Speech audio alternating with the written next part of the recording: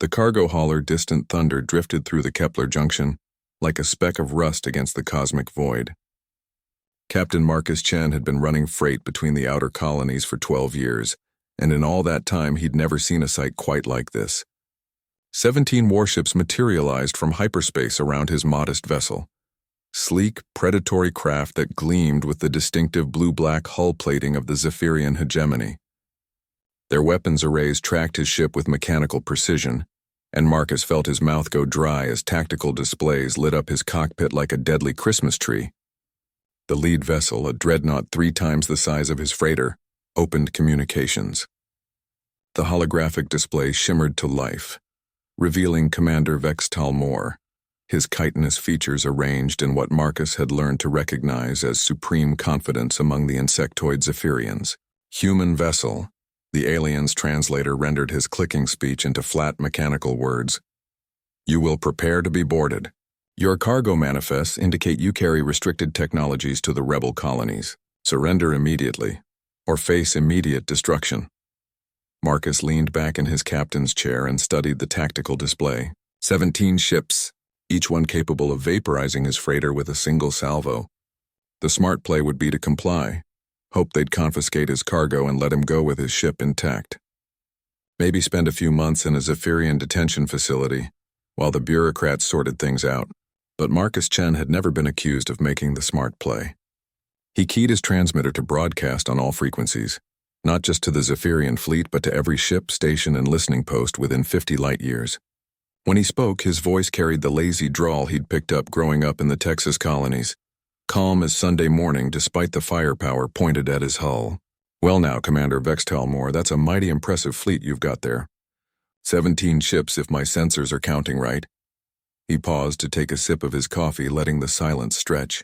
You know, that reminds me of a story from back home. Ever heard of the Battle of San Jacinto? The Zephyrian's mandibles clicked in confusion. Human, this is not the time for... See? Back in 1836, Marcus continued, his voice cutting through the aliens' protests like a hot knife through butter. There was this fellow named Sam Houston. Mexican army had him outgunned, outmanned, surrounded on all sides. Santa Anna, that was the Mexican general, he figured it was all over. Had about 1,800 men to Houston's 900. Marcus took another sip of coffee, watching as more Zephyrian ships adjusted their positions. Word was already spreading across the fleet's communications network. He could see it in their movement patterns, confusion creeping in where certainty had been moments before. Santa Anna got cocky, you see. Took a siesta in the middle of the afternoon, figured the battle could wait until tomorrow.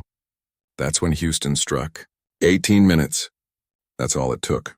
Remember the Alamo? They shouted, and that Mexican army just melted away. Commander Vextal Moore's image flickered with what Marcus recognized as barely controlled rage. What is the point of this historical nonsense, human? Well, the point is this, Commander. Marcus set down his coffee cup and leaned forward, his voice dropping to barely above a whisper, but carrying clearly across the comm channels. You see, you've made the same mistake Santa Anna did. You've confused numbers with victory. He reached under his console and withdrew a small device, a standard emergency beacon, nothing more threatening than a flashlight. But the way he held it, the casual confidence in his movements made it seem like the most dangerous weapon in the galaxy. This little thing here, it's already been activated. See, about 5 minutes ago, when your ships first decloaked, it sent out a priority distress signal. Now I know what you're thinking. What good is one distress beacon going to do against 17 warships? Marcus smiled, and there was something in that expression that made Commander Vextal Moore's antenna quiver with sudden unease. The thing about humans, Commander, is we're pack hunters. Always have been. When one of us is in trouble, the others come running. And right about now, every human ship within 2 days' hyperspace jump is dropping whatever they're doing and burning hard for this position. The tactical display on Marcus's console began updating with new contacts. First one, then 3, then a dozen. Human vessels dropping out of hyperspace at the edge of sensor range. Destroyers from the Colonial Navy, privateers from the Free Traders Union, even a few pirate vessels whose crews had apparently decided that protecting human shipping took precedence over their usual activities. You see those ships, Commander? That's the 47th Colonial Fleet under Admiral Sarah Knox. Woman earned her stars fighting your people at Proxima Station. Those smaller ships? Independent captains, every one of them. Farmers, miners, traders, all of them armed, all of them very unhappy that you've decided to threaten one of their own. The number of human ships on the tactical display climbed steadily. 20, 30, 47, and more were arriving every minute. Marcus picked up his coffee cup again, taking a long, appreciative sip. Now, Commander, you've got a choice to make. You can try to fight your way through what's shaping up to be the largest human fleet assembled since the War of Independence. Or, he set the cup down with deliberate care, you can remember that human freighters carry more than just cargo. We carry the promise that an attack on one is an attack on all. We carry the memory of every time someone thought they could push us around because we looked outnumbered. The comm channel fell silent except for the soft hum of electronics. On the tactical display, the human fleet had grown to over 60 ships, with more arriving by the minute. The Zephyrian formation, so confident and overwhelming just minutes before, now looked isolated and vulnerable.